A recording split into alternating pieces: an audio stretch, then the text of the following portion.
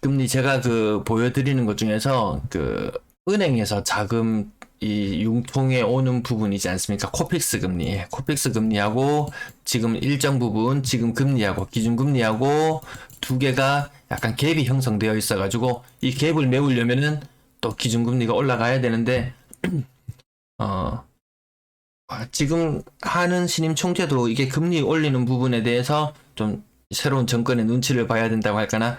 아무튼 이 부분, 일단 미국이 0.5% 다음 달에 올린다고 했나요? 6월, 7월 0.5%? 그래서 일단 이번엔 0.5%가 갈 것 같아요. 일단 우리도 이번에는 0.5%갈 것 같다. 뭐 이게 전반적으로 저도 이게 몇 개의 방송을 접하면서 언론에 나오는 뉴스들을 접하면서 아는 내용이라서 여러분들과 접하는 내용이 사실은 똑같아요. 그러면서 어느 정도 추측은 해보고 대응할 수 있는 영역으로 가보자 그런 의미. 자, 좀 조금 특이한 증상이요. 과거에는 요 거래량이 북구 지역, 그나마 거래량이 조금 있었다. 하루에 한 13건 정도의 거래량이 나타났다. 여기에다가 곱하기 한 3이나 4를 하면 대구 전체의 거래량이 어느 정도 1일 거래량이 가늠이 되었어요. 근데 오늘의 대구 북구 거래량 5건 딱 뜨는 순간, 야, 이거 오늘 대구 거래량 절단 나겠는데? 이런 생각을 가졌거든요. 그래서 오늘 거래량이 대구의 거래량이 21건이 나왔잖아요. 요런 걸 보고 저는 또 나름의 요런 해석도 해봤어요. 북구 지역 나름 뭐 시내권에 접한 북구 지역은 조금 비싼 곳도 있지만 전반적으로 칠곡이라든지 조금 오래된 곳들 있잖아요. 아파트 단지들 거의 이제 20 몇 년 차를 넘어가고 한창 이제 막 도시 새로 개발되고 막 도로 닦이고 아파트 막 올라가고 이런 모습들 한 25년 30년 되었나요? 네. 뭐 그런 그때를 기억하면 아파트들도 정말 나이를 많이 먹었구나. 생각보다 이게 아파트 많이 오르지 않았고 많이 떨어지지 않았고 이런 것들 좀 있었는데요. 사람들이 생각보다 저가 물건도 이제 덜 사는구나. 저는 아침에 그 느낌을 딱 받았어요. 저가 물건도 덜 살 수 있구나. 안에 뭐 질문해 주시면 같이 뭐 이야기 같이 나눠보시면 됩니다. 다른 분들도 의견 같이 공유해 주시면 되고요. 유선님, 네. 여름인데 더 거래량도 없고 힘든 계절이 될 것 같네요. 금리 인상도 쭉 이어지고요. 네, 그래서 제가 3월, 4월에 거래량 증가, 정권이 바뀌고 거래량 증가세. 근데 5월에 뭐였죠? 5월에 갑자기 거래량이 줄어드는 이 현상이 나타나고 있는 걸 우리 같이 계속 제가 말씀을 드리잖아요. 근데 나라에서는 이 세금을 더 걷어야 되기 때문에 뭔가 또 끊임없이 대책이 나올 거예요. 거래량 좀 살리려는 대책은 나올 거예요. 아무튼 구군벌 거래량 다시 북구 지역 다시 살펴보시면은 북구 지역 거래량이 그나마 대구에서는 좀 많은 편이에요. 얘 곱하기 한 4 정도 하면은 이게 대구의 거래량이거든요. 대충 보이시죠? 네, 여기 보시면은 몇 개, 아이고 제가 괜히 빨갛게 칠해서 가려져 버렸나요? 자, 한번 계산해 볼게요. 자, 노란색이 2022년 21년 11월이에요. 대구, 북구 지역 거래량이 319건, 대구 전체가 1200건. 얼추 비슷하죠? 12월의 거래는 북구가 226건, 266 곱하기 4를 하면, 야, 이거 계산이 왜 이렇게 어렵나요? 1064, 970, 한 100건 정도 차이 나고요. 아무튼 다시 빨간색. 올해 2월 달을 이렇게 찾아가 보면은 거래량이 4배 차이죠. 북구 지역이 200건, 대구가 800건. 그러면 가장 최근에 4월 마무리되진 않았지만 251건이었는데 980건 대구 전체. 북구 지역 곱하기 4를 하면 대략 대구의 거래량이 보이더라. 신기하지 않나요? 아무튼 오늘의 북구 지역 거래 5건, 대구 지역 거래 21건 곱하기 4. 그러니까 북구 지역 나름 저가 물건들, 뭐 어쨌든 뭐 요런 대충 그냥 막 숫자를 막 끼워 맞추는 요런 활동들을 통해서 아주 미묘한 변화들을 찾아내보려고 노력하고 있고 여러분들에게 알려드리려고 하고 있어요. 제가 세부적인 뭐 아파트나 이런 건 잘 몰라요. 만촌 태양 디아너스 분양권 들고 있는데 아파트가 많이 떨어져서 분양가도 못 받을까봐 걱정되는데 어떻게 생각하시는지.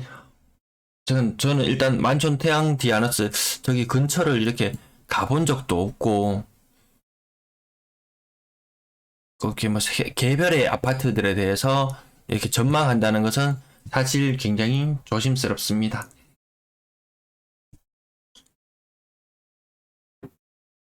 이게 사실 분양가보다 떨어지는 사례들이 나오기도 하죠. 나오기도 했죠. 많이 나왔었죠. 이게 창원 한 얼마 전인가요? 한 5년 6년 전에 창원 분양가보다 프리미엄 분양가 한 4억 했던 것이 웃돈이 붙어서 한 5.5억까지도 갔던 것이 분위기가 확 식어버리니까 이게 3.6억에 결국 손을 털고 나와버리더라고요. 누군가는 야 그거 너 4천만 원 손해보고 팔았잖아 이렇게 이야기하는데 이 고점을 기준으로 보면 이 상실감은 2억을 잃었다는 상실감을 안고 살아야 돼요. 근데 이게 또 몇 년 지나고 나니까 막 7억 8억을 하는 거예요. 그럼 이 사람은 화병 나서 쓰러지는 이런 지경까지도 가더라고요. 네, 그래서 이 자금 여력이 되냐 안 되냐 그런 문제인데 사실 이렇게 막 던지는 사람들은 좀 심리적으로 몇 천만 원 손해봤다고 이렇게 던지는 그런 개념보다는 사실 자기가 본인이 처음부터 소유하고 있던 그 돈이 거의 분양가의 10% 그 정도 들고 있던 사람들이 사실 이렇게 막 던지더라고요. 보니까 견디지를 못하거든요. 거의 던지고 나면 거의 자기 손에 거의 빈손이 될 것을 알매도 불구하고 그때 당시에 공포나 이런 것들을 이겨내지 못하는 것 같았습니다.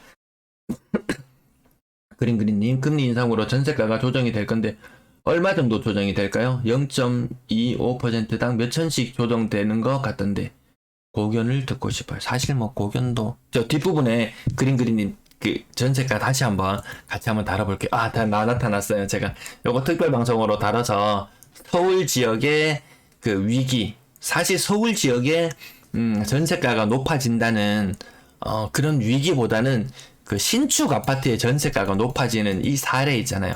헬리오시티의 사례를 가지고 와가지고 입주할 때 전세가 5억이었고 매매가 10억이었어요. 근데 이게 매매가가 거의 한 20억 가까이로 올라가면서 전세가가 10억이 될 거다. 그러면 이 임차인은 5억이나 더 부담해야 될 거다. 이건 비단 헬리오시티만의 문제가 아니고 신축했는 거의 상당수의 아파트들이 겪고 있는 문제예요. 물론 요 기간이 2년이 아니고 4년이 되면서 그동안 4년 동안 아파트 가격이 상승을 하게 되면서 전세 가격도 상대적으로 더 많이 올라서 이 5억이라는 부담이 받는데 이게 문제 될 거다. 근데 대다수의 구축이나 기축 아파트들은 그러한 문제들을 겪고 있지 않거든요. 물론 지금 많이 올랐던 서울의 경우에는 그럴 수도 있지만 대구는 상대적으로 영향을 덜 받을 것 같아요. 아무튼 전세 물량이 여기 많기 때문에 임대차 3법 관련해서 2+2가 종료되는 8월 이후에 되면 큰 문제가 생길 것처럼 이야기하지만 그렇지는 않을 것 같습니다. 네, 리자드 김님 사실 제가 원론적인 이야기밖에 못 드려서 죄송하고요. 아마 모든 투자자들이 느끼겠지만 본인이 항상 판단을 하셔야 되고 그 결정이라는 것이 사실 큰 돈이 오고 가는 거기 때문에 쉽지는 않을 것 같아요. 네, 월세 물량도 계속 상승하고 있고 이 평균 전세가 부분 제가 요 빨간색으로 나타내서 제가 추세선을 이렇게 그려서 나타냈는데요. 금리 인상 충격이 5월에 딱 금리 인상을 하게 되면은 이 본격 여파는 7월 이후로 사람 심리에 더 반영이 될 수 있어요. 그렇다고 요 추세선처럼 무한정 전세가가 떨어진다는 것은 아니고 우선은 지금 떨어지는 경향성과 마주했을 때 우리는 8월 혹은 9월 10월이 되었을 때 8월 9월 10월이 되었을 때 2+2가 종료되었을 때 과연 사람들은 얼마의 전세에 살던 사람들이 얼마의 전세로 이사를 갈 것인가. 8월의 경우만 짚어보면은 대략 대구의 평균 전세 가격이 한 2억 초반 한 2억 1천만 원 정도 되네요. 2억 1천만 원 정도 돼요. 근데 2020년에 전세를 살구세 2018년에 전세를 살아서 2+2가 종료되었던 시점에 보니까 그때 살았던 사람이나 지금 살았던 사람이나 전세 가격이 한 2억 2천 정도로 좀 비슷하네? 요런 느낌이 들어요. 근데 이 임대인분이 조심해야 될 부분은 2020년에 가을장에 엄청나게 전세가가 뛰던 무렵 그나마 8월은 좀 나아요.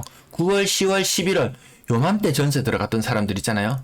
한 3억 평균 전세가는 2억에 사람들이 들어가 살았는데 평균 전세가가 갑자기 3억이나 비싸게 3억으로 올라버렸다.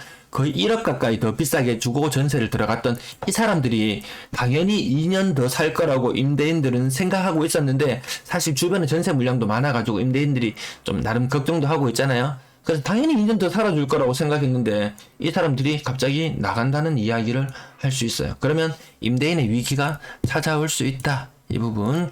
전월세 전환 비율 1억에 30만원. 근데 월세가 사실 30만원보다 조금 더 받는 경향이 있기 때문에 임대인들은 월세를 자기 자본 여유가 있으면 최대한 반전세로 조금씩 돌리면서 자금을 더 확보하려고 한다. 근데 그렇게 확보한 자금으로 과거에는 갭 투자도 하고 뭐도 하고 이 추가 구매를 위한 자금으로 활용을 했는데 지금은 그렇게 확보한 자금으로 더 이상 추가 투자를 하기가 어려운 시장이다. 네, 지금 시청하고 계신 분 계시면은 좋아요 한 번씩만 눌러주시면 감사하겠습니다. 여기 전원세 전환 비율 잠깐 그냥 1억에 한 30만원 정도다 이렇게 봤었고요. 제가 좀 전에 차트에서 설명드린 부분인데요. 18년에 대구의 평균 전세 가격이 한 2억 1,700만원 정도. 근데 2020년에 평균 전세 가격은 2억 7천만원. 근데 2022년이 되니까 추산을 해보니까 추정을 해보니까 금리 오르고 어쩌고 저쩌고 하고 한 2억 2,300만원 정도까지 떨어지더라. 새똥님 감사합니다. 네, 그래서 요 가격이 2018년에서 2020년으로 갈 때 전세 가격이 굉장히 많이 올랐다. 근데 2020년에서 2022년으로 가면서 전세 가격이 떨어졌다. 사실 18년에 입주했던 사람들이 20년에 갱신을 하고 22년에 계약 만료 시점에 다시 갱신을 하더라도 거의 같은 조건으로 다시 재계약이 가능하다. 이 말인즉슨 2+2를 살았는데 2년의 시간이 끝날 때쯤에는 갱신하면서 정말 잘했네. 그냥 계약 잘했네. 근데 2년을 더 살고 나니까 뭐 처음 들어갔을 때나 지금이나 뭐 별 차이 없네. 그냥 2년 더 살까? 2년 더 살까? 임대인 입장에서도 그러세요. 뭐 그러세요. 이렇게 나올 수도 있어요. 사실 매물로 내놓고 전세도 내놓고 해봤는데 잘 나가지도 않는 조건이라면 그러면 사람들의 이동은 더 적어질 수 있다. 임대차 3법이 종료되면서 2+2를 살고 사람들이 다 떠나갈 것처럼 이야기를 했지만 임대인도 사실은 임차인이 그대로 머물러주면은 다시 집 놓는다고 고생하지 않아도 될 거고 임차인도 사실 눌러 사는 게 더 편한 그런 상황이 될 수도 있으니까요. 그래서 사실 대다수의 아파트들은 이 임대차 3법 2+2 종료 이후에도 큰 충격은 없을 것 같다. 자, 이번에는 이 가격에 곱하기 2를 해볼게요. 요 정도 전세 가격이면 아마 상당수가 북구지역, 아까 그 정도 하면은 평균 전세 가격이 요 가격에 가까웠어요. 물론 수성구나 이런 지역은 전세가가 훨씬 더 높을 수 있어요. 그리고 중고가 아파트들 한 2020년에 한 5억 4천만원으로 2020년 가을장에 5억 4천만원으로 전세를 계약했어요. 누군가가 2020년이 되니까 주변의 전세 가격이 평균 4억 4,600만원으로 한 1억 가까이 하락하는 현상을 아마 보실 거예요. 아마 주변에 지금 그런 현상 계속 나타나잖아요. 1억을 임대인이 반환해줘야 되는 입장에 직면할 수 있다. 아니면은 나간다고 하거든요. 사실 1억 차이 나면은 내가 살고 있는 곳에서 인근에 있는 아파트, 더 새 아파트 1억 차이 나면은 사실 임차인 입장에서는 정말 게으른 사람, 몸뚱이 무거워가지고 옮겨 다니는 거 싫어하는 사람 아니고서는 이 1억 차이 난다면 옮겨 다니는 게 맞습니다, 사실. 근데 한 5천만원 정도 차이 나면 괜찮아요. 네네. 재계약 안 하면 평균적으로 1억을 돌려줘야 되는 상황에 직면한다. 왜? 2020년 주변에서 흔히 보는 사례. 제가 매일 실거래가 사례, 전세 실거래가 앞자리 숫자가 바뀌었죠. 5자에 하던 전세가 4자로 바뀌었어요. 4자에 하던 전세가 3자로 바뀌었어요. 이거 계속 보여드렸는데 제가 이 말씀을 드린 지가 몇 년인가요? 도대체 4년, 5년? 4년, 한 4개월, 5개월 전부터 요 말씀을 계속 드리고 있었거든요.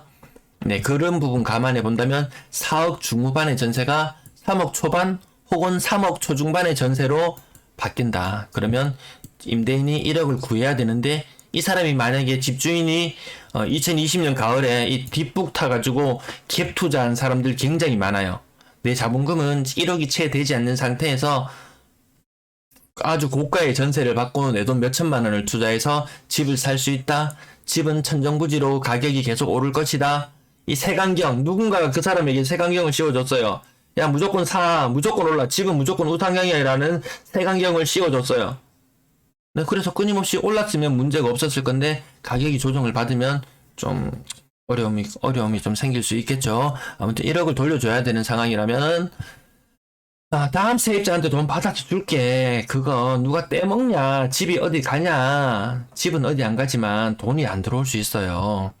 그래서 여기 상당히 이 입주도 많이 앞두고 있는 그린그린님.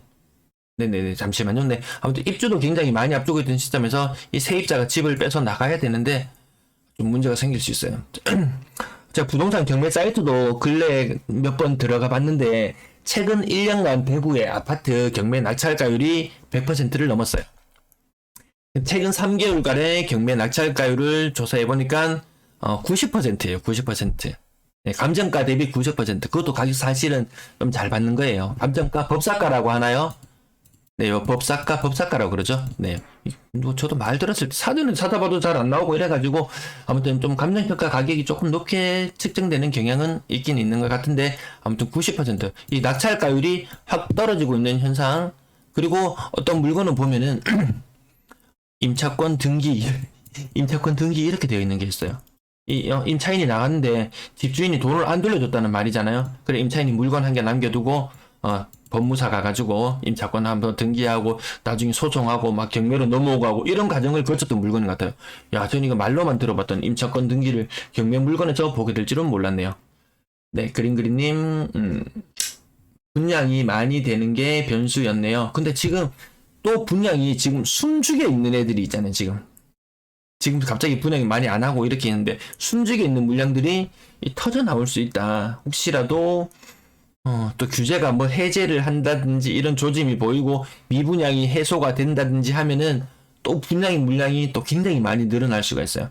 또 그것이 또 지금 당장의 문제를 피해 갔겠지만 그 다음에 문제를 더 키워서 터질 수도 있다. 언젠간 한 번은 터지고 원래도 자본주의가 뭐 사유재산이니 뭐 이런 이야기를 하지만 이 자본주의 사회는 항상 버블의 형성과 붕괴와 다시 버블의 형성과 붕괴와 이것을 항상 반복해 왔다. 이런 것들 또한 자본주의를 살아가는 사람들이 알아둬야 될 부분인데 맨날 거주 이전의 자유가 어쩌고 내가 뭐 이사할 그런 똑같은 레파토리만 우리는 항상 접하게 되니까 좀 한계가 있어서요. 주변 시세 아무튼 전세 관련해서 조금 더 말씀을 드리자면 주변 시세 대비 5천만 원 정도 비싸면 세입자는 그냥 주저앉으려고 한다. 그래서 요게 임대인이나 임차인 잘 협의를 하셔가지고 나중에 갱신거래 여기 한 번만 다시 말씀드린 지 몇 달이 지나서 갱신거래 2+2를 하면서 임대차 3법 중에 하나가 이 올릴 수 있는 금액의 범위는 5%예요. 5%. 내가 3억의 전세를 살고 있었다. 그러면 갱신을 하면은 3억 1,500이 될 수 있어요. 3억짜리 전세를. 근데 하한선은 정해져 있지 않아요. 주변 시세가 전세가가 2억까지 떨어졌어요. 그러면 임차인은 3억에 살고 있어요. 야, 그 2억까지 깎아줘. 1억 돌려줘 하는 것도 좀 집주인에게, 임대인에게 좀 가혹할 수 있고. 제가 그냥 살게요. 2.5억 해주세요. 5천만 원 돌려주세요. 요 정도 선에서 합의를 하는 것은 상호 간에 서로 이익이 될 수 있다. 사실 요 정도는 그 정도는 맞아요. 그래서 잘 협의해서 좀 문제 없는 가을이 지나갔으면 하는 바람이 있습니다. 시청자 100분 넘어가는 거 정말 오랜만이네요. 네, 감사합니다. 추가 세수 관련해서 말을 떠오르다 보니까 요 가렴주구라는 말이 떠올랐어요.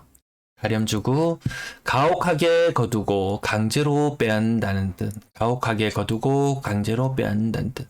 이게 항상 이 서민들, 이 백성들에게 많은 재물을 거두어 들임으로 해서 살아가기 힘든 정치를 나타내는 고사성어.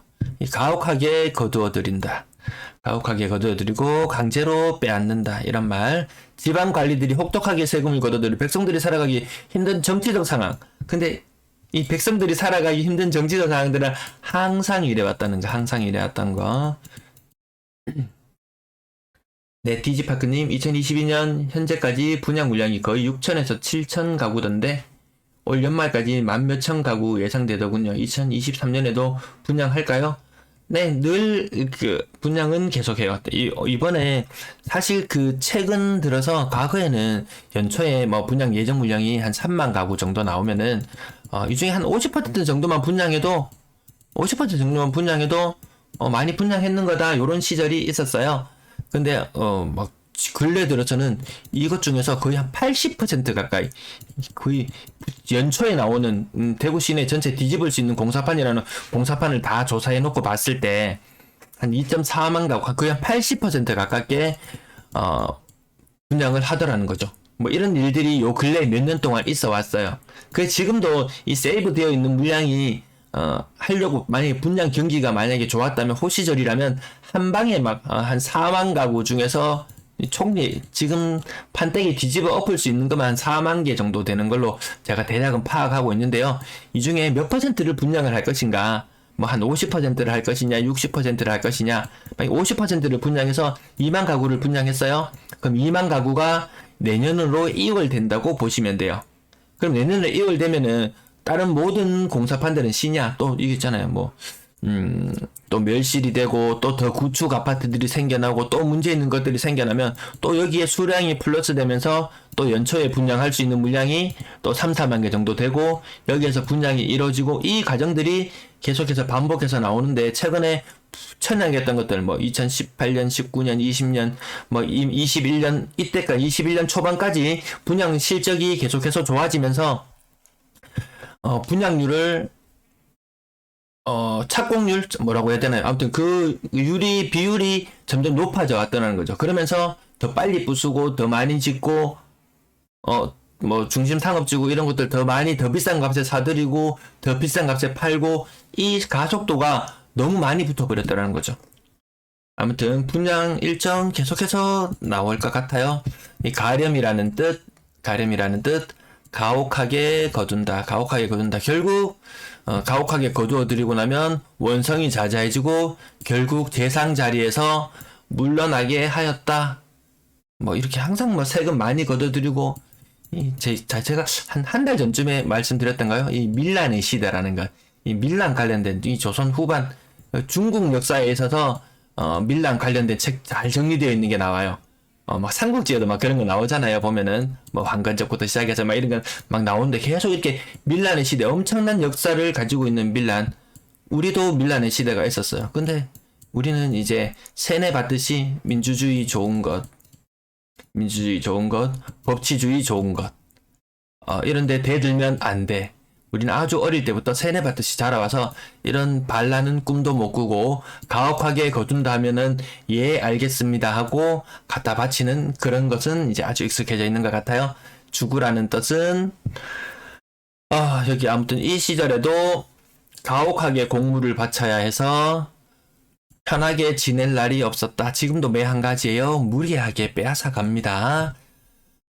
요 중간 내용이 살짝 더 있는데 아무튼 요 테슬라 이야기 요 부산 방송에서 한번 살짝 이야기를 다뤘었는데 아무튼 지금 663원까지 오늘 아침에 아침자로 제가 캡처했는데요. 요게 고가일 때 1230원에서 600원까지 달러 표시 생략하고 그냥 원이라고 말할게요. 거의 2분의 1 토막이 났어요. 가격은 2분의 1 토막. 누군가는 고점에서 사서 2분의 1 토막 지금 엄청 고통스러운 시간을 견디고 있어요. 꼭 대구 아파트 시장 같은 그런 느낌이 들지 않나요? 대구 아파트 시장 여기에 누군가가 분양권을 한 7억 주고 샀어요. 그런데 지금 분양권이 한 5억까지 떨어졌어요. 너무 속이 쓰려요. 근데 건설 원가나 이런 것들을 조사해 보니까 한 3억밖에 안 돼요. 사실은 나는 여전히 비싼 값이에요. 뭐 이렇게 느낄 수도 있어요. 아무튼 네. 다시 한번 요 테슬라로 다시 돌아와서 이게 액면 분할 5분의 1 해서 지금 이 가격인 거죠. 그럼 비싸게 갔으면 1200원 잡아도 거의 한 6000원까지 간 거예요. 제가 기억하는 테슬라는 한 200원 할 때 기억나. 200원 초반까지 한 300원까지 올라갔던 게 이 일론 머스크 무슨 자금 사정이 문제가 있니 뭐냐 하면서 엄청나게 공격을 받은 요 무렵이었던 기억하나요? 2009년 초중반으로 기억나는데 300원짜리가 200원까지 떨어지는 이 현상을 거치면서 야 망했다 하면서 투자자들이 막 내뺐어요. 근데 그러던 것이 갑자기 막 치솟아 올랐어요. 야 미쳤다 저거 올라가는 거 미쳤다라고 했을 때 거의 가격 상승률이 몇 배인가요? 30배. 세계 최고의 부자로 만들어준 이 30배의 이 엄청난 폭등. 이 전 세계 모든 자동차 회사의 시가총액을 다 합친 것보다 더 비싸다고 말하는 이 테슬라. 얼마나 고평가되었는지 또 미래 가치가 평가를 하겠지만 어쨌든 주당 순이익 7달러, 7달러. 지금 600불에 7달러. 이거 PER, 이런 거 다 알고 계시나요? PER 뭐 100, PER 100, 뭐 정도? 뭐 정확하진 않아요, 저도. 네, 반짝님 반갑습니다. 9번님, 안녕하세요. 그린님, 점심값이 엄청 올랐어요. 건설원가 가격도 올라갈 것 같아요. 네, 제가 예전에 스태그플레이션 영상 그거 한번 다뤄드린 적이 있었는데, 거기 보면 건설원가 오르긴 올라요. 네. 근데 좀 제한적이다. 이런 상황, 이런 경기 상황에서는 좀 제한적이다. 이런 부분이 있었어요. 테라코인 보다가 거품 무는 줄 알았어요. 테라코인도 사실 제가 계속 오랫동안 지켜봤었는데, 테라코인. 야, 근데 그 시가총액 보면은 뭐 재밌어요. 네, 시가총액들 보면은요. 사우전드, 밀리언, 100만 장자 밀리언인가요? 밀리언? 그 다음에 빌리언? 이런 단위를 보잖아요. 여기도 있네. 테슬라에도 보면은 이 빌리언 이런 단어 보잖아요. 전 세계에 있는 뭐 비트코인이나 알트코인이나 코인 종류의 시가총액을 다 합치니까 이 T라는 단어가 나왔어요. T라는 단어. 이거 기억나시나요, 이거? 중고등학교 때 영어 배울 때나 이 접할 법한 단어? 트릴리언? 아무튼 요런 숫자들까지 이 코인 시장에 들어가서 보니까 숫자가 막 보이더라고요. 네, 광역철도님 반갑습니다. 좋은 아침입니다. 아무튼 이거 일론 머스크 이야기를 할 때 나오는 것이 창업계의 사기캐. 요 이야기 하루 1달러 이야기 혹시 알고 계시나 모르겠어요. 이 창업에 투자하고 이 온 돈을 다 셀에 부어가지고 이 사업을 하려고 했을 때, 야, 나 사업 망하면 어떻게 살아가지? 이런 고민 속에 빠졌을 때, 얘가 소세지 한 30달러치 샀다고 했나요? 이 싸구려 소세지 30달러치인가? 30달러치 사가지고, 버텨봐. 여기 밑에 나오네요. 대형마트에 가서 냉동 핫도그와 오렌지 사와서 하루에 1달러로 살아봤대요. 그게 사는데 문제가 없더라는 거예요. 그 나머지, 야, 괜찮겠다. 나머지 사업 자금으로 다 때려 넣어. 그 엄청난 이 도전 정신을 발휘할 수 있었던 것은, 야, 내가 거지가 되어도 이 사람 살아가는 데는 1달러만 있어도, 하루에 1달러만 있어도 살아가는데 문제가 없더라. 우리나라에서는 이 1달러만 남겨두고 모두 다 아파트에 다 투자해 놓죠. 그래서 자기 자산의 80%가 부동산 시장에 묶여 있다. 쓸 수 있는 돈은 얼마 되지 않는다. 이런 부분들. 그렇죠. 요거는 지금 일론 머스크 테슬라 이야기 나오기 전에 이 가렴주구와 관련해서 다시 나옵니다. 가렴주구의 연장판으로 넘어가 볼게요. 네, 가렴주구의 연장판. 아무튼 추가 세수가 53조. 야, 그러니까 국회의원 누군가가 물어봤습니다. 신정훈 더불어민주당 의원이 물어봤습니다. 야, 그거 세금 다 거치는 거 맞아? 물어보니까 세수는 함부로 장밋빛으로 추계하지 않아요. 보수적으로 추계합니다. 53조 거둘 거예요. 돈을 얼마나 쥐어짜야지 53조를 걷는단 말입니까? 또 내년에도 얼마나 쥐어짜겠다는 말입니까? 이 가렴주구. 네, 결국 쥐어짜냅니다. 그래서 결국 이 돈들을 다 쥐어짜내기 위해서는 종부세 이거 안 해요. 이거 단기 과제로 돌려놨다고 했죠. 그 다음 재산세 중에서 종부세 말고 양도소득세, 재산세, 이런 것들 과연 얼마나 건들 수 있을까? 특히 양도소득세 부분, 이거 많이 팔아가지고 부동산 거래가 활발해야지 양도소득세가 많이 거칠 수 있어요. 그래서, 과감하게 정책 내놨잖아요. 이 취임하는 날로, 새로운 대통령이 취임하는 날로, 새 정부가 들어선 날로 1년간 양도세 한시 배제해준다? 자, 그 이야기가 왜 나오냐면, 이 양도소득세 부분, 2022년 예상 22.4조. 근데, 새로 전망이 34.2조. 양도소득세를 10조나 더 거둘 거라고 봤어요. 이 10조라는 돈이 얼마나 큰 거냐면, 이 우리나라에 있는 굴러가는 자동차 세금 다 거두면요, 그거 10조예요. 그거 10조 안 됐어요. 8조 정도? 아무튼, 이 종부세도 추계를 해보면 22년 전망 8.6조. 예, 재산세하고 뭐 공정시장가액 비율하고 여러 가지 다 안 건드리면은 이 종부세도 사실 거의 한 10조 가까이도 될지도 몰라요. 이 부동산 덩어리에서 걷어낼 수 있는 세금 10조, 20조, 여기 나와 있지 않는 재산세라든지, 사실 이 부동산과 밀접한 관련이 있는 상속증여세라든지 이런 부분들까지 감안해서 본다면 세금 깎아줄 일은 없다. 세금 악독하게 깎아요. 걷어들여요. 세금 악독하게 걷어들인 이후에 어차피 그 돈으로 또 선심성 행정을 해요. 선심성 행정을 해요. 이것들이 반복하려면 결국 선심성 행정을 해서 자기가 또 다음에 뽑히고 뽑아달라고 말하기 위해서는 이런 정책들을 당장 국민 눈에 이익이 되어 보이는 정책들을 내어야 한다. 그 말인즉슨 세금을 더 걷어갈 수밖에 없다. 조정대상지역 해제할지도 몰라요. 세금을 더 많이 걷기 위해서라면 할지도 몰라겠어요. 네. 다시 넘어와서 어떤 부분 여기 남겨줬어요. 저한테 베스트 성준님. 요 부산 방송에 있는 부분 잠깐 캡처해야 하는데요. 부동산 소유시 무조건 하락하고. 지금 일단 저는 나중에 상승하는 부분이 많아지면 또 상승하는 부분이 많아진다고 계속 중계를 해드릴 거예요. 그냥 지금은 부산도 그렇고 대구도 그렇고 대구는 신고가 비율이 한 10% 정도에 머무르요. 100건 중에서 10건이 상승하는 대구. 부산 10건 중에서 100건 중에서 20건이 상승하는 부산. 근데 신고가도 사실 몇천만 원씩 꽁충꽁충 뛰어오르는 것은 한두 건밖에 되지 않더라. 대구도 100건 중에 한 건 정도나 좀 큰 가격 상승이 있지 큰 가격 상승을 하지 않더라. 이 와중에 제가 무조건 상승한다고 말씀드리는 것은 오히려 더 잘못이라고 생각해요. 그럼 제가 상승 부분을 싹 도려내고 하락하는 거래만 제가 말씀을 드렸다면 그건 저의 문제가 맞아요.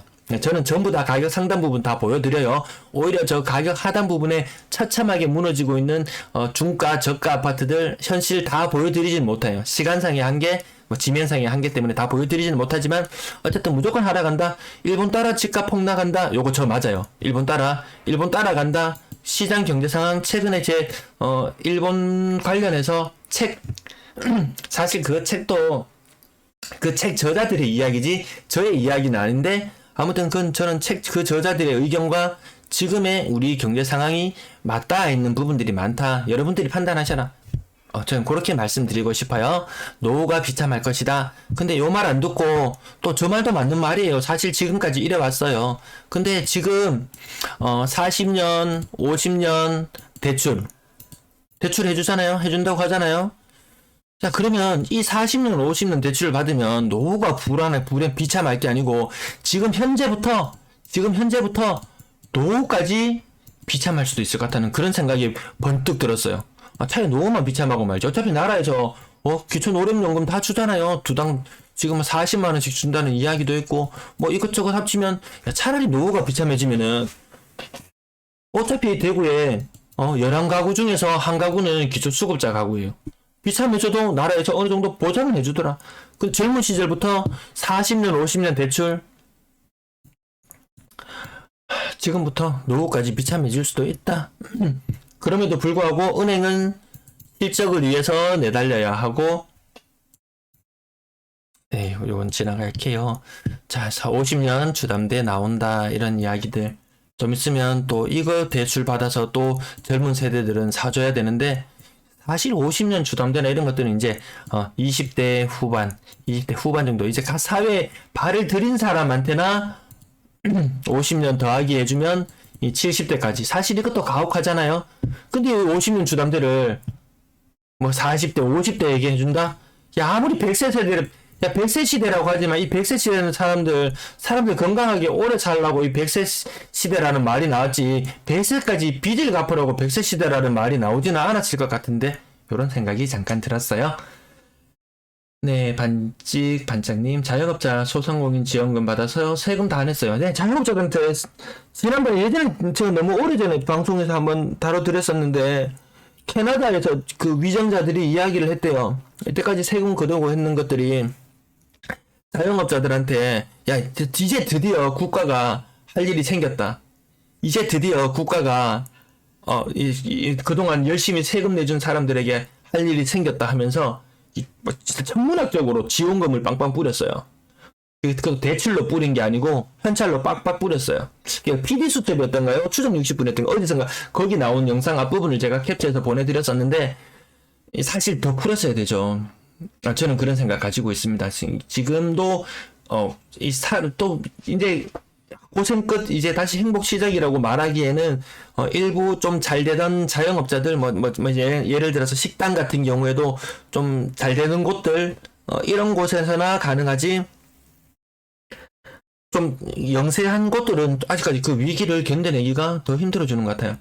어제 식당을 갔다 왔구나. 어제 식당 가서 소주 한 잔 먹으면서 주변을 살펴봤어요.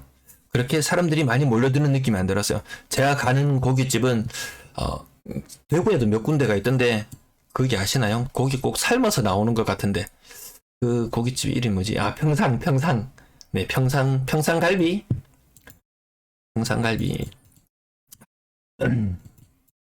이 가게 요 고깃집 가면은 고기 150g에 돼지고기를 돼지갈비인데 꼭 삶아서 나오는 것 같아요. 한번 익혀서 나옵니다. 어쨌든 익혀서 나오는 걸 금방 구워 먹어요. 금방 구워 먹을 수 있는 장점이 있어가지고 가는데 여기 100g에 뭐 수입산이겠죠. 뭐 덴마크산 어디산 뭐 이런 고기들이겠죠. 150g에 4,200원 했던 것 같아요. 4,200원. 가면 바로 5인분 딱 시키고 시작합니다. 예, 그러면 야 이거 2만 원이네. 이 싸네 이런 느낌이잖아요. 뭐 있어요. 아무튼 쌉니다. 가성비는 좋아요. 대구에 한 5군데 있을래나? 모르겠어요. 네, 아무튼 근데 요 가격이 불과 몇 년 전에는 얼마였지? 2,800원, 2,900원 이랬던 것 같아요. 가격이 제 기억으로는. 이게 가격이 이렇게 많이 뛰었다는 거죠. 상상도 못할 정도로 가격이 뛰어서 예전에 5인분 시켜 먹어도 한 15,000원? 뭐 소주 시켜 먹고 뭐 해도 한 10인분 시켜 먹어도 부담 없었는데 야 이제 이거 한 10인분 시켜 먹으면 좀 부담스럽겠구나 요런 느낌 들었었는데 아무튼 제가 받았던 느낌은 제가 그 전에 한 6시쯤 그 식당에 도착을 하면은 사람들이 버글버글했어요. 근데 어제는 절반 정도 채워져 있었어요. 제가 식당에서 나올 때쯤에도 절반 정도 채워져 있었어요. 어제 불금이잖아요. 하면은 그러고 보니까 어제 불금이네. 그래서 제가 소주를 한 병 먹고 왔구나. 네. 아무튼 식당에 가니까 자영업자들이 생각보다 더 힘들겠구나. 물가도 오르고 이래저래 한 상황에서 국가 지원금은 600만 원에서 1000만 원 준다고 하는데 그 돈 받아가지고 사실 쉽지 않겠구나. 이런 느낌을 좀 가졌습니다.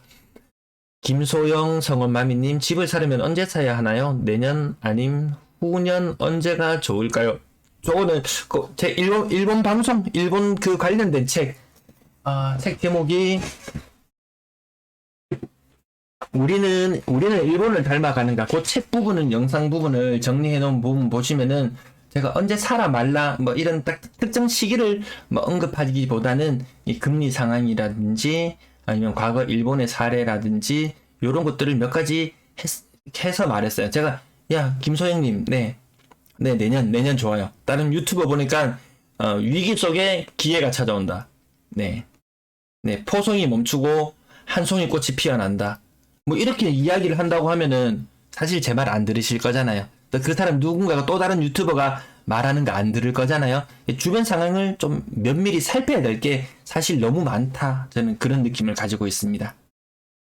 네, 그래서 뭐 자기 그 상황에서 시점을 일단 대충은 잡았으면은 이제 또 가격이 문제가 되잖아요. 야 그러면 지금 그 뭐 빌리브 프리미어 10억짜리 아파트 분양권 저는 그 10억인 줄 알았어요. 하루 10억이라는 말이 들어서 근데 분양권 7.5억 요렇게 매물로 나와 있는 요런 것들 보면서 야 가격이 괜찮다면 요 부분도 제가 다른 영상에서 계속 몇 번 다뤄드린 부분이라 가지고요. 네, 제가 오늘 말이 좀 많았죠. 벌써 1시간이 넘어섰네요. 아이고. 그린님 골라서 가려면 내년쯤, 바닥 보고 가려면 2025년, 2027년 아닐까요? 뭐, 그렇게, 뭐, 제 방송은 그래도 이렇게 근래 들어서 많이 이 조회수가 많이 좀 떨어지고, 저도 힘이 좀 떨어지고, 네, 뭐. 그래서 제가 특별히 영상들을, 네. 아이고, 네, 김성님, 네, 감사합니다. 그 흐름을 자주 보시진 않으셔도 된다. 근데 최소한 일주일에 한 번, 두 번, 특히나 이 매물이 많이 늘어나는 화요일쯤에 한 번, 그리고 토요일쯤에 한 번, 요 정도. 그것도 이거 1배속으로 보지 마세요. 제가 이거 아침에 일어나가지고 막 정신없이 자료를 정리하고 막 만들고 편집하고 막 이런 과정들을 거치기 때문에 1배속으로 보지 마시고 최소 1.75배속. 제가 들어봐도 저는 제 방송은 한 2배속 정도로 봐도 아주 무난하겠구나 이런 느낌을 가지게 되더라고요. 네, 그래서 한 2배속 정도로 보시면은 제가 요즘 말이 좀 길어져가지고 좀 줄여야지 하면서도 자꾸 뭔가 조금이라도 새로운 부분이 발견되면은 조금이라도 뭔가 더 말씀드려야지 요런 생각 때문에 말이 조금 길어지는데 아무튼 이 시간이 막 10분, 15분, 어떨 때 막 15분까지 되는데 하루에 한 7, 8분 투자, 일주일에 한 15분 투자, 일주일에 15분만 투자하시면 되는데 그 중에서도 제가 아파트 매매 부분, 뭐 전세 부분, 물량 부분, 아니면 최근 뉴스 부분, 요런 부분들인데, 야, 나는 전월세는 관심 없어. 뭐, 특정 부분에 관심이 있어. 그런 분들은 또 시간이 또 굉장히 많이 단축될 수 있을 거예요. 일주일에 진짜 5분, 한 달에 30분만 봐주셔도, 그 언론에 나오는 웬만한 중요한 뉴스 부분을 짚어드린다든지, 최근의 가격 흐름이라든지, 요런 것들은 웬만한 건 다 말씀드리는 것 같아요. 네, 반칙반장님, 항상 봐주셔서 감사합니다. 길라잡이가 된답니다. 근데, 무조건 그렇다고, 제 말이 무조건 뭐 절대적이다, 이런 건 아니고요. 저는 이 차트를 보고, 제 나름의 이 인사이트, 제 나름의 사족이라면 사족이고, 인사이트라면 인사이트라고 할 수 있겠는데, 제 나름의 해석을 덧붙여 보는데, 거기에다가 여러분도 그 기본 차트라는 기본 뼈대 위에 여러분 시청자분들도 이렇게 살을 점점점 덧붙여가면서 해석을 덧붙여 보시면은, 네, 더 도움이 되실 것 같습니다. 네, 저 더 많은 부분들을 보여드리고 싶고, 또 다른 제가 차트들도 모으고 있고 한데, 제가 참고할 수 있는 뭐 사이트라든지 이런 부분들, 청약 홈에 들어가서 뭐 하루 종일 놀아본다든지, 전국적으로 분양 실적이 어떠한지 뭐 이런 것들도 뭐 해보실 수 있고 여러 가지 할 수 있지만 이 부동산 공부에 시간을 너무 많이 투자하는 것도 사실 인생의 낭비가 될 수 있다. 근데 너무 시간을 투자를 안 하고 너무 무관심한 것도 내 인생의 손해가 될 수 있다. 그래서 저도 공부에 손을 놓지는 않고 있는 입장인 것 같아요. 네, 힘내세요님. 지금은 어느 부동산 유튜버도 조회수 갈수록 많이 떨어지는 시기입니다. 좋은 컨텐츠인 것 같아요. 응원합니다. 네, 감사합니다. 사실 맞아요. 저런 지표들도 부동산 유튜브의 조회수가 떨어진다. 이런 것들도 하나의 지표가 시장을 판단하는 지표가 될 수 있죠, 사실. 그래서 저는 이 부동산 유튜브 다른 것들 잘 보진 않고 경제 관련된 것, 뭐 뉴스를 접하거나, 뭐 다른 영상의 썸네일들을 잠깐 참고하면서 보는, 뭐 그 정도 내용을 보면은 제가 그 내용을 너무 따라가는 경향성이 생길까봐 전 저만의 또 이 시각을 말씀드리고 또 다른 의견들도 받아들이시면 더 좋을 것 같고요. 부동산 유튜브의 조회수가 떨어지는 요 문제에 관련해서, 저는 과거의 부동산 카페들, 이 조회수를 굉장히 좀 민감하게 좀 받아들였어요. 색을수라든지 조회수라든지 그것들이 떨어지는 현상이 나타나더라. 근데 좀 특이한 거는요, 이 부동산 카페들은, 이 휴대폰으로 들어가시는 분들은 잘 몰라요. 근데 PC로 이렇게 부동산 카페를 접근해보면은 분양 광고가 네모난 배너 형식의 광고들이 끊임없이 있어요. 분양이 엄청 많이 나와야 되는 시기가 되면 사실 부동산 시장 분위기가 좋지 않음에도 불구하고 새 글수가 늘어나지 않음에도 불구하고 페이지 뷰수가 폭발적으로 증가하는 현상이 생깁니다. 그럼 과거에 부동산 시장이 분위기가 좋을 때는 뷰수가 폭발적으로 증가할 때 누군가가 여기서 펌프질을 몇 번만 해주면은 아파트 가격도 덩달아서 같이 올라가는 이런 현상들이 있었어요. 최근에는 이 펌프질이 일부 있긴 있어요. 완전히 없진 않아요. 그런데 조회수라든지 이런 것들이 큰 반응이 오지는 않더라. 네. 김소영 성원마미님, 지금 수성구 사는데 다른 동네가 좋을까요? 사실 자기가 사는 데가 제일 편한 것 같아요. 한번 거주지를 한번 이동해서 산다는 것이 그렇게 또 쉽지는 않은 것 같더라고요, 보니까. 뭐 근데 사실 또 옮겨가서 살면은 또 적응하는 건 또 금방 적응하고 사는데, 네네. 그러니까 내가 뭐 좀 장기적인 계획을 세워야 되겠죠. 한번 이동하는 게 지금 너무 어려운 시기예요. 누군가 댓글 남겨두셨는데 지금 갈아타기 하기 어때요? 갈아타기 위에 나는 3, 4억 정도 되는 집에 살고 있는데 옆에 5억, 6억 하는 집이 마음에 들어요. 당연히 마음에 들겠죠. 다 돈값은 하잖아요. 당연히 이게 더 마음에 들겠죠. 근데 지금 우리 집은 한 3.5억 정도에 팔고 저기 집을 5억 정도에 사면은 대출을 1.5억 정도만 더 하면 될 것 같아요. 근데 자기가 파는 가격은 한 중간 정도로 잡고 자기가 살려고 하는 가격은 제일 낮은 가격을 잡고 근데 사실 이 시장에 접근해보면 내가 팔 수 있는 가격은 3억이 되고 내가 살려고 하는 아파트 가격은 5.5억인 거예요. 이게 물건이 이게 딱딱 이게 이 시기가 맞아 떨어져야 되는데 이게 안 쉬우면 나는 1.5억에 돈만 더 구하면 될까라고 생각했는데 잘못하면 2.5억의 돈을 더 구해야 되는 이런 문제가 생길 수도 있어요. 그래서 이동이 좀 굉장히 어려워요. 지금 네이버 이런 부동산에 들어가서 호가나 이런 걸 조사해 보셔도 생각보다 시장에 거래되는 가격보다 더 비싸요. 이게 항상 더 높아요. 그럼 그것보다 더 낮은 가격의 물건을 찾아가지고 딱딱 거래가 이루어져야 되는데 그렇지 않다는 거죠. 사실 1.5억의 대출을 내기에는 금리가 올라서 좀 부담스러워요. 근데 2.5억의 대출을 낸다면 이건 엄청 더 부담스러울 수 있다는 거죠.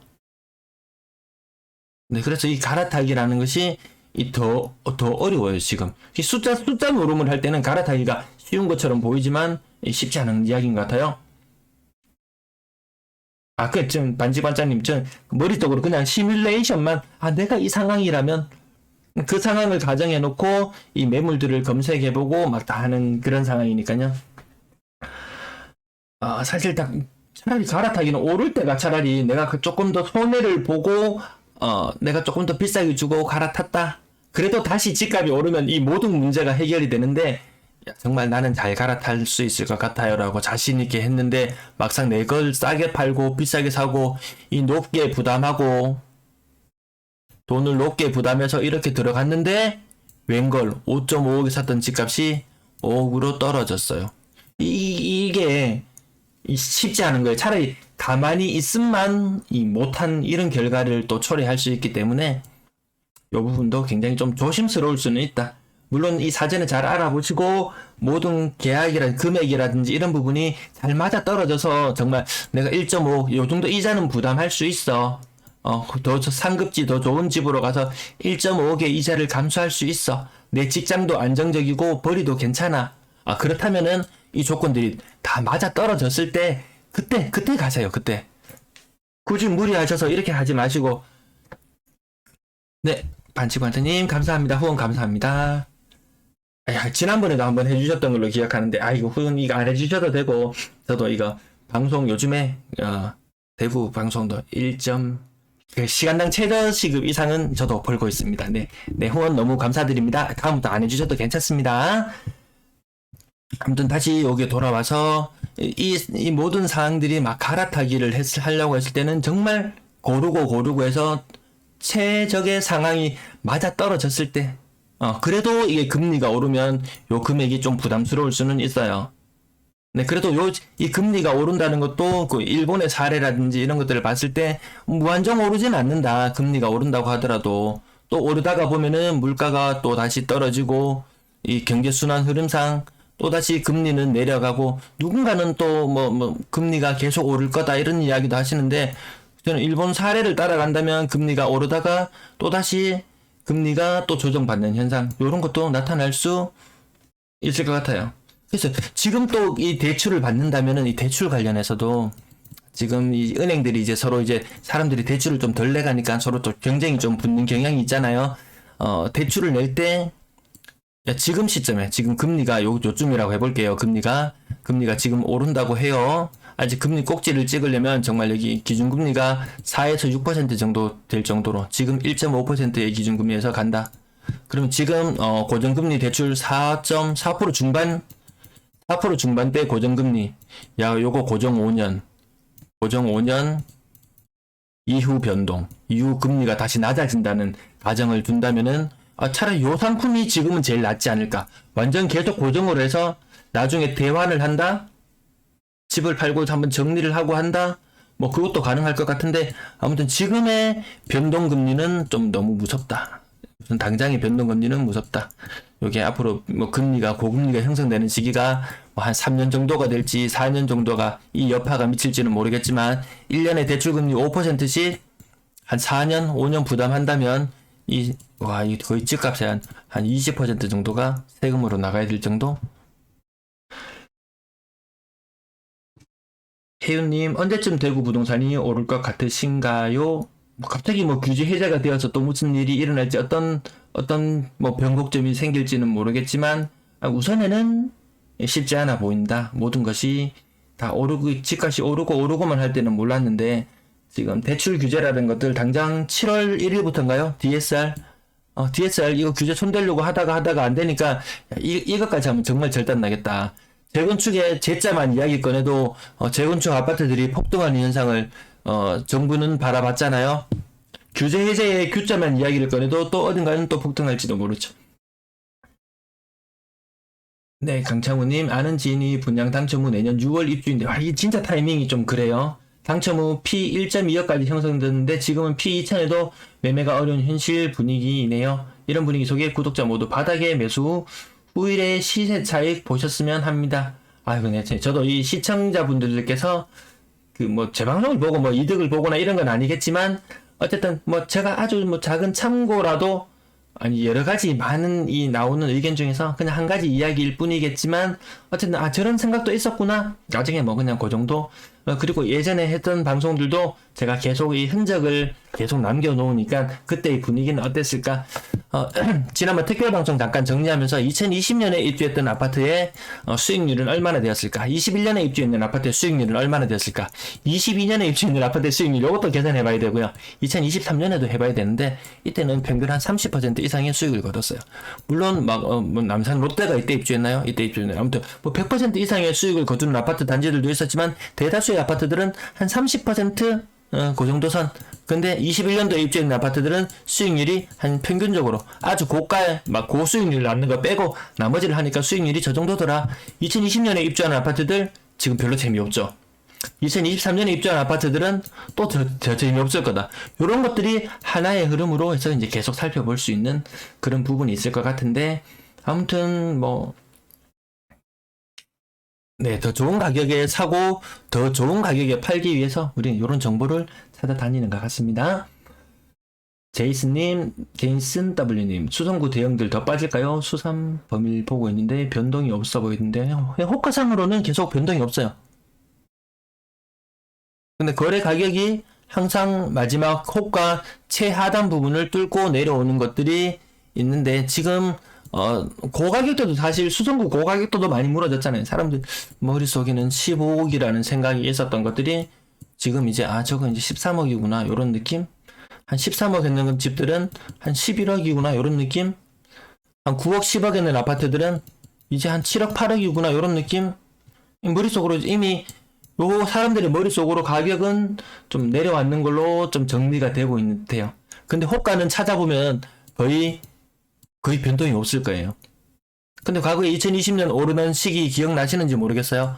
3억 가던 집값이 거의 한 5억까지 순간적으로 점프하는 그 시절에 아파트 호가는 거의 7억으로 나와 있었던 이런 시기들도 있었습니다. 네, 오늘 방송이 너무 길어졌어요. 네, 더 하실 말씀 없으시면 오늘 방송 여기까지 마무리하겠습니다. 반칙반장님 다시 한번 감사드립니다. 네, 모두 즐거운 주말 보내세요. 감사합니다.